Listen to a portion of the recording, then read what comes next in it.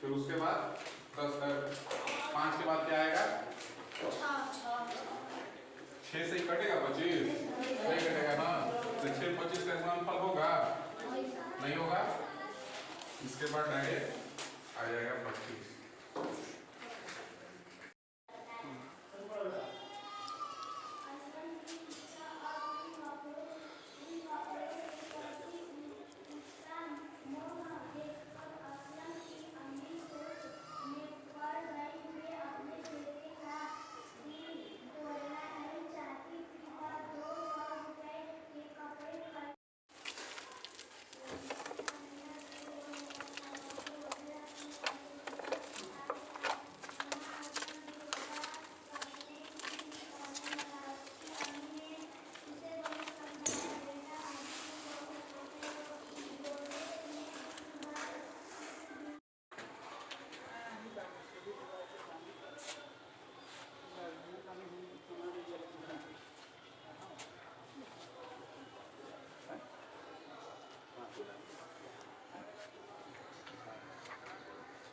आप इस चीज़ को बताइएगा कि 16 संस्कारों में 16 संस्कार होता है ना जी, पवित्र संस्कार होता है। हाँ, उसमें यज्ञोपवीत संस्कार है। तो जुगाड़ नहीं है बढ़िया से। इसको लीजिएगा, लिखा हुआ मेरा है ये नहीं है सर। तो ये सब कौन फाइल सड़ रहा है? पुराना सब कागज उसमें बांध कर रखे हैं।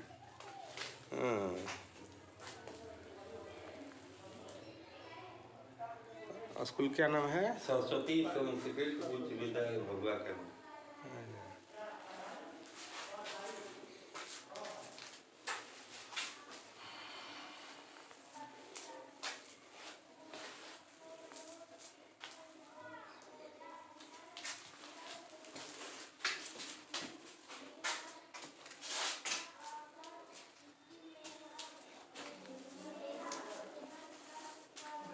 सांसद विधायक देता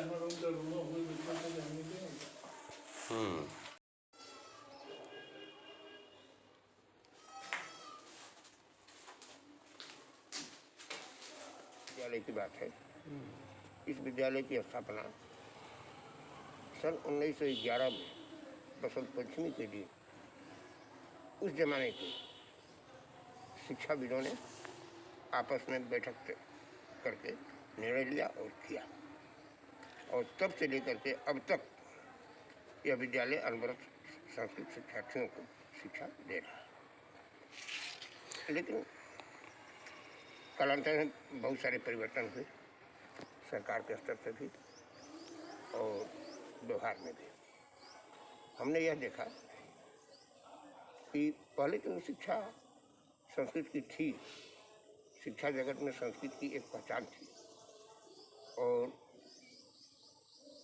इस विद्यालय की भी एक मौलिक पहचान पूरे शाहबाद में रही है।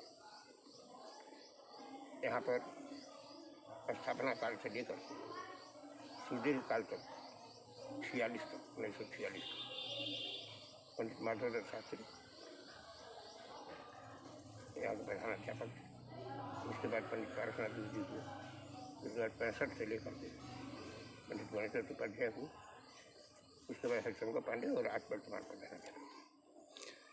ये बताइए कि यहाँ बच्चे आवासीय में भी रहते थे और उस जमाने की मैं बता रहा हूँ, उस जमाने की बात यह थी कि ये जो सामने का जो खंडहर देख रहे हैं, ये खंडहर इस बात का साक्ष्य है।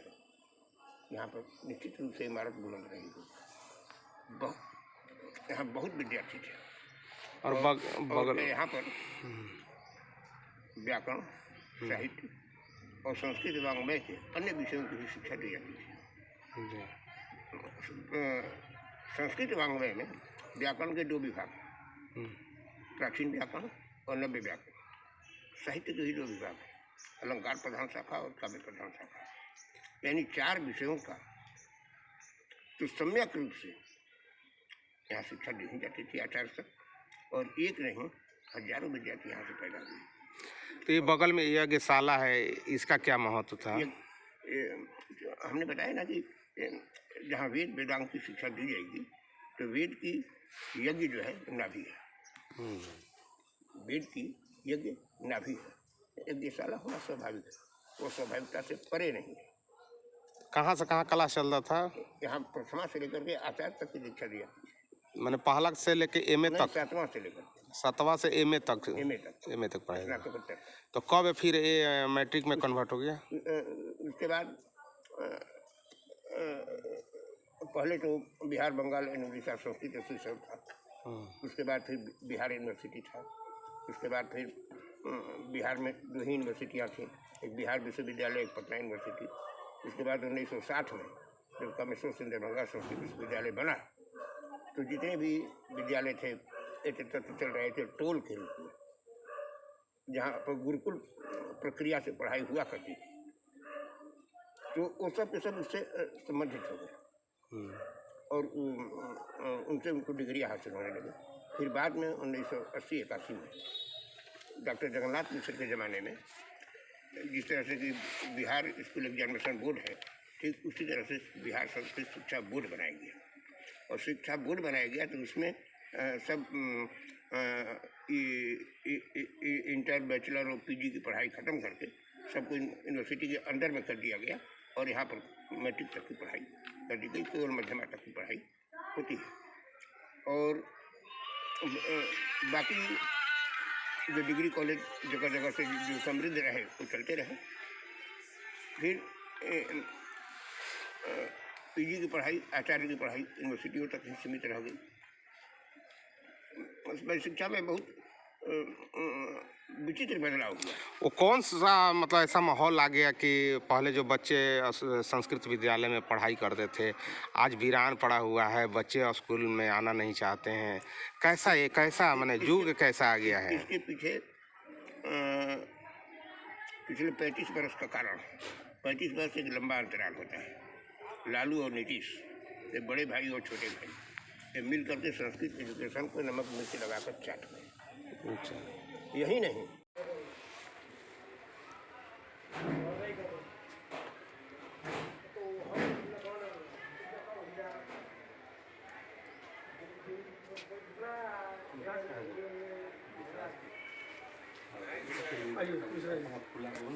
सरस्वती संस्कृत उच्च विद्यालय भभुआ, इसकी स्थापना सन 1911 में पंडित माधव दत्त शास्त्री द्वारा किया गया और तब से विद्यालय 1975 में एक कमेटी गठित हुई सरकार द्वारा, और वह कमेटी ने निर्णय लिया कि जो पुरानी पद्धति से जो संस्कृत विद्यालय का पठन पाठन का कार्य हुआ है इसको आधुनिकीकरण किया जाए। फिर कमेटी ने पूरे बिहार का मीटिंग में अपना सर्वेक्षण किया। सर्वेक्षण करने के उपरांत सितंबर 1981 में एक पत्र जारी किया जिसमें विद्यालयों का, टोल विद्यालयों का वर्गीकरण हुआ। हमारा विद्यालय प्रथमा से लेकर पूर्व में आचार्य तक चलता था, लेकिन जब 1981 सितंबर में सचिव, जो विभागीय सचिव थे, उनका एक पत्र निकला तो उन्होंने हमारा विद्यालय को 6 से 10 किया। हमारे विद्यालय में 2 बार बोर्ड की परीक्षा होती है, एक 8 का, जिसे प्रथमा कहा जाता था, और एक मध्यमा, जिसे 10वीं कहा जाता है सर। अब ऐसे हमारे विद्यालय में अनेक विद्वान पढ़ करके बहुत योग्य पद पर गए। डॉक्टर रामता शुक्ला भाई चांसलर हुए पटना यूनिवर्सिटी के, और आपको सर बीपीएससी ऑफिस के चेयरमैन हुए। राजमोहन उपाध्याय बीएचयू यूनिवर्सिटी के ज्योतिष विभाग के अध्यक्ष, बहुत लोग पदों पर अच्छे गए। अब ऐसी परिस्थिति सरकार की अनदेखी ऐसी हुई सर कि हमारे विद्यालय में, या पूरे संस्कृत विद्यालय में, बिहार की भी बात कर रहा हूँ, यहाँ किसी प्रकार का बच्चों को कोई भी लाभ नहीं प्राप्त होता है। जैसे सरकारी योजना है, पोशाक है, छात्रवृत्ति है, साइकिल, बीच में 1 साल मिला सर। फिर इसके बाद 2010 में इस पर एग्जाम नहीं हुआ 10 का, वो 10 और 11 का परीक्षा एक बार हुआ, पुनः 12 में परीक्षा नहीं हुआ, 12-13 का एक हाथ हुआ, यानी बराबर इस विद्यालय का ह्रास होता गया। विद्यार्थियों की ये स्थिति अभी हो गया है कि बच्चों को खोजना पड़ता है एडमिशन के लिए। जी सर, समय पर परीक्षा नहीं होना, अब रिजल्ट भी आता है विलम्ब से, तो हमारे क्या समस्या है सर? ये सरस्वती संस्कृत हाई स्कूल भभुआ, और यहाँ पर 6 से 10 तक की पढ़ाई होती है, और विधि व्यवस्थाओं के हिसाब से देखा जाए तो सरकार का किसी भी प्रकार का संस्कृत विद्यालयों पर ध्यान नहीं है, जिसके वजह से हम सभी लोगों को छात्रों का एडमिशन इत्यादियों को लेकर बहुत ज़्यादा प्रॉब्लम होती है। यहाँ तक कि एडमिशन के लिए भी बच्चों को ढूंढ कर लाना पड़ता है, और किसी भी प्रकार का बच्चों को मध्याह्न भोजन या पोशाक इत्यादि छात्रवृत्ति वगैरह कुछ भी प्राप्त नहीं होता है। और यहाँ की जो स्थिति है, भवनों की भी स्थिति बहुत जर्जर है। कहना हुआ सरस्वती संस्कृत उच्च विद्यालय वार्ड नंबर 21 में अवस्थित है। और ऐसा है कि रात में कुछ असामाजिक तत्व, चूँकि बाउंड्री के यहाँ समस्या है, पूरी बाउंड्री कंप्लीट है नहीं, तो बाउंड्री फांद के रात्रि में कुछ असामाजिक तत्व आके यहाँ नशीले व मादक पदार्थों का सेवन करते हैं और उसका जो अवशिष्ट जो बच जाता है, कूड़ा बच जाता है, वहाँ छोड़ के चले जाते हैं। इसकी सूचना पूर्वोत्तर हम लोगों ने कई बार भगुआ थाने में मौखिक एवं लिखित रूप से दी है, जिसकी कॉपी अभी कार्यालय में होगी, आप लोग चाहें तो जांच कर सकते हैं। तो उसी को सफाई के लिए हम उसको बटोर के, जो उसका कूड़ा था, कुछ डिब्बे थे या कुछ और अन्य गंदी चीज़ें थीं, तो उसको बटोर के मैं उसको जला रहा था। स्थिति देख रहे हैं कि क्या जर्जर स्थिति में है। ये हमारा शिक्षा का मूल केंद्र हुआ करता था, जहां हमारे दादा परदादा सारे लोग शिक्षित हुए हैं। उस व्यवस्था को इस जर्जर स्थिति में देखकर हमारी आत्मा नहीं कचोटती होगी। हम चाहते हैं कि इसे पुनः गुरुकुल पद्धति में इस संस्कृत महाविद्यालय, संस्कृत उच्च विद्यालय है ये है, इसको और डेवलप करके इसका, और यहाँ गुरुकुल पद्धति से शिक्षकों को विद्यालय से पूर्व विद्यार्थी कुछ उस प्रकार से उपलब्धियां हासिल किए हैं। बिल्कुल किए हैं।